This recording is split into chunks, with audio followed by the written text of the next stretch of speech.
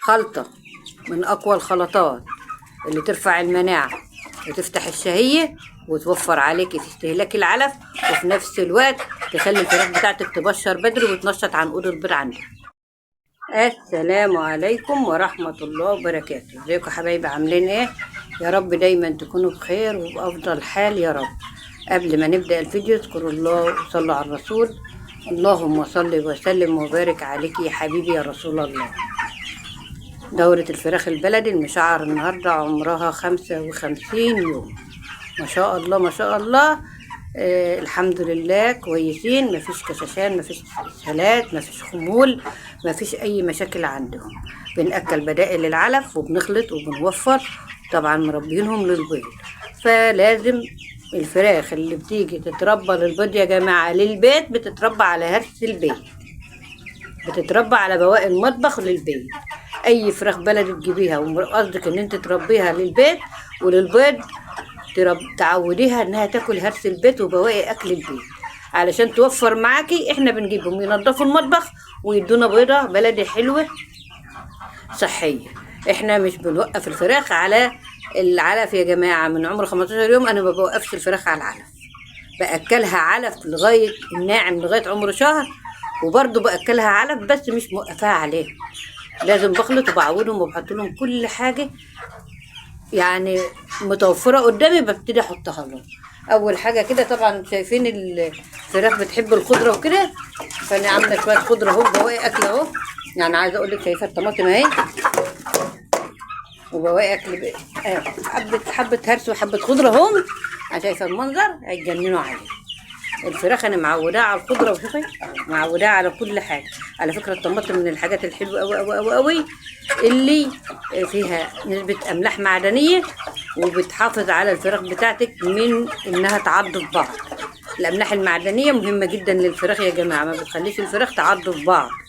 الطماطم ما فيش اكتر منها، ان انت بواقي الطماطم دي موجوده في كل بيت، بواقي طماطم، بواقي بصل، بواقي خضره، اي حاجه هي بحطها لهم يفضلوا بيشكلوا على زي ما انتم شايفين كده.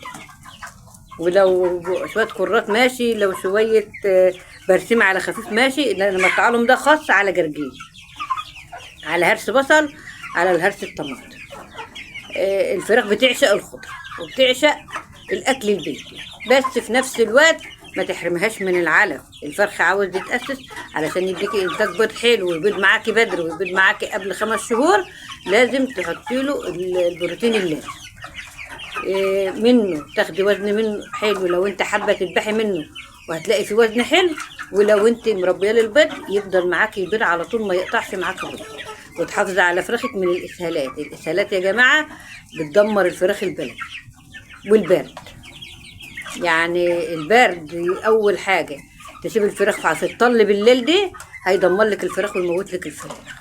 وكمان الاسهال هيموت لك الفراخ. فتاخدي بالك من الحاجتين دول، تحافظي على فراخك منهم، واكلي فراخك كل حاجه وعوديها على كل حاجه، وفي نفس الوقت ما تحرمهاش من العلف علشان العلف هو اللي بيأسس الفراخ. طب احنا بنأكل ايه في العمر 55 يوم؟ علف ايه؟ علف 21. ما تسمعيش كلام حد يقول لك ابدأي واكلي علف بياض بدري.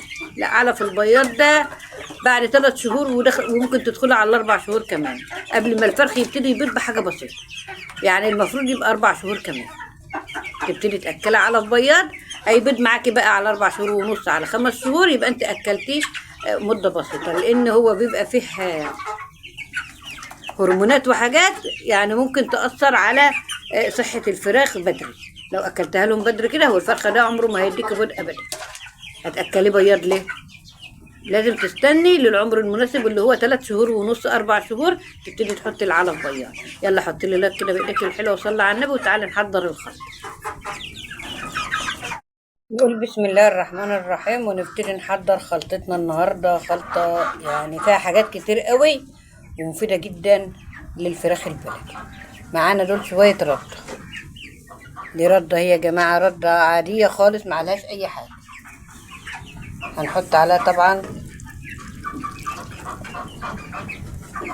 ده بواقي رز اهي من المطبخ، رز وطبيخ كمان. هننشف شوية الردة بالرز، أو هننشف الرز بشوية الرز. اول ما بلاقي بواقي اكل بيت لازم افركهم بشويه رده كده للفراخ. طب هنحط ايه كمان؟ هنحط شويه العيش الحلوين دول اهم. عيش ناشف يا جماعه، مش مبلول اهو، مفروك وناشف. شويه حلوين برضو كده اهو. عايزه اقول لك الخلطه يعني فيها حاجات كتير قوي قوي النهارده.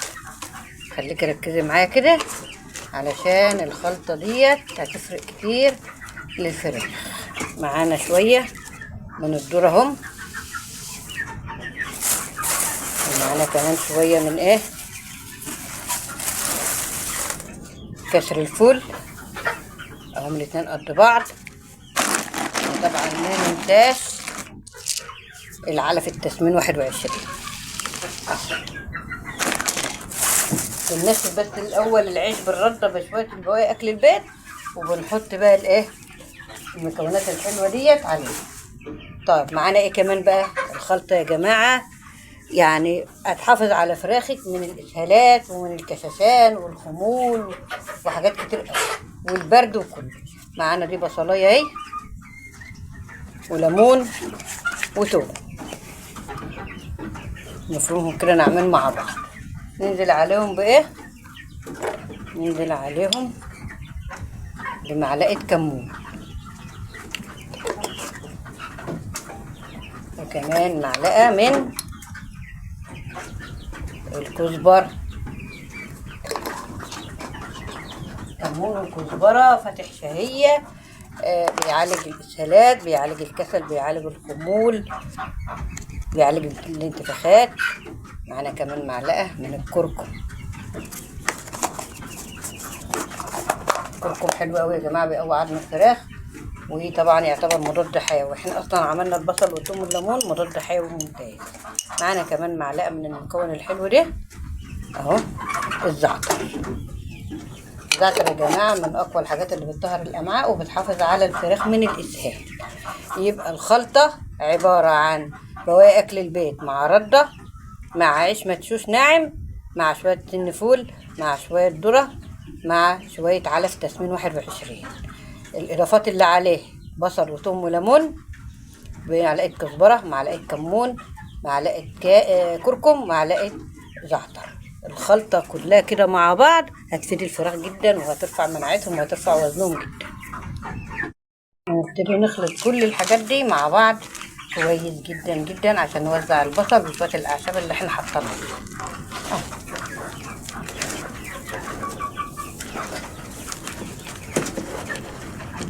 تحت الفوق كده نخلط الخلطه دي كلها حلو مع بعض. شايفه الكميه قد ايه؟ يعني تقضيهم وجبتين كمان مش وجبه واحده. يعني ممكن تعمليها في وجبه الفطار والباقي تسيبيه للعشاء عادي.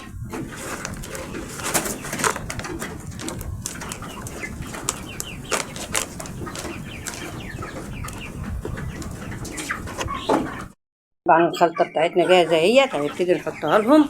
يا رب كده يرزقك بر ولادك وتزور النبي. يلا تحط لي لايك وتصلي على النبي في التعليقات. انا عاوزه اوريكم المنظر، الفراخ، الاكل البيتي والخلطات والحاجات اللي انا بحطها لهم بتخلي الفراخ عامله ازاي على العلف. عندها اجبار رهيب على العلف، والسحب بتاعها في العلف حلو قوي. وكفايه انني موفره كتير، انا كده بوفر كتير يا جماعه في تكاليف الفراخ البلدي. الفراخ البلدي ما بتترباش على العلف صافي، الفراخ البلدي ما بتترباش على العلف صافي. الفراخ البلدي بتاكل كل حاجه. احنا بنربي الفراخ البلدي عشان تنظف البيت وتنظف المطبخ من البواقي.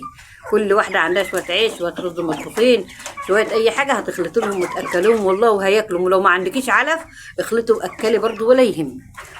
بس شويه العلف الصغيرين اللي انا حطاهم دهم مع شويه كسر الفول بيخلوا الفرخ يجيب معاك وزن حلو، وبيخلي الفرخ يتأسس معاكي حلو. وفي نفس الوقت الفول يا جماعة بيخلي عظم الفراخ قوي، وبيشد عصب الفراخ مع الكركم. الكركم برضو من الحاجات اللي بتحمي الفراخ من الكساح. الفراخ بتاعتك اما تكبر وتبيض، طبعا انتوا عارفين ان الفراخ بتبقى محتاجه كالسيوم ومحتاجه فيتامين كتير وبروتين كتير عشان تديكي انتاج بيض حلو.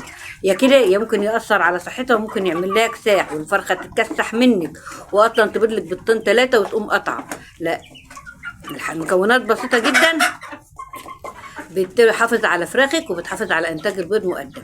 طالما انت ناويه تجيب الفراخ وتاسسها كويس للبيض يبقى تمشي معاهم صح من اول يوم. انا بحب اجيب الكتاكيت عمر يوم اربيها على ايديا، تديني انتاج بيض حلو طول السنه. اول ما تبشر بالبيض معايا سواء بشرت على 5 شهور او قبل 5 شهور تديني انتاج بيض طول السنه، لان انا مؤسساها على ايديا ومؤسساها صح. ما بروحش اشتري فرخ عمره شهر الله اعلم واكل ايه شارب ايه، وكده كده بيبقى بياكل علف صافي. ما حدش هيجازف وياكل بواقي اكل البيت، لانه انت عارفين ان العلف الصافي بيخلي الفراخ تفور معاكي بالعجل وتكبر معاكي بالعجل.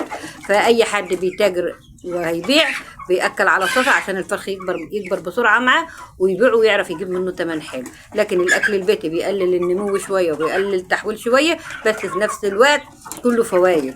انت بتاكلي كل حاجه وبتدي للفراخ كل حاجه وفي نفس الوقت بتوفري. اتمنى يكون الفيديو نال اعجابكم، والسلام عليكم ورحمه الله وبركاته.